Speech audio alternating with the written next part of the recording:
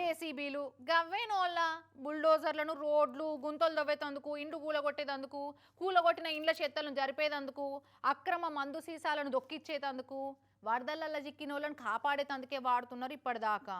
అయితే వాడుకున్నోళ్ళకు వాడుకున్నంత అన్నట్టు జేసీబీలను గిట్ల కూడా వాడుతున్నారు కొంతమంది. వంట గిన్నెలలో కూర బువ్వలు వండేటప్పుడు గంటెలు పెట్టి తిప్పుతుంటారు కదా. ఇక జర దావతులు పెళ్లిళ్ళ అసలు ఫంక్షన్లల్లో పెద్ద పెద్ద డేకిసలు గిన్నెలలో కలపాలంటే పెద్ద పెద్ద గంటెలు వాడుతుంటారు.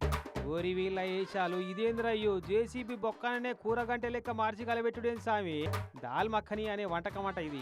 ఎన్ని వేల మంది కోసం వండుతున్నారో ఏడనో గాని సోషల్ మీడియాలో మస్తు వైరల్ అవుతుంది వీడియో. ఈ చూసి ఇదెక్కడి క్రియేటివిటీ బ్రో అని నోరెల్ల పెట్టి కామెంట్లు చేసేటోళ్ళు కొందరైతే జేసీబీ బొక్కనకుండే గ్రీజు పట్టిన తుప్పు దానికున్న దుమ్ము అన్ని కలిసి దాల్ మఖనీకి ఇంకింత కమ్మటి టేస్ట్ వస్తుంది గురు అని కామెంట్లు పెడుతున్నారు. కానీ కిరాక్ ఐడియానే పోయిదైతే.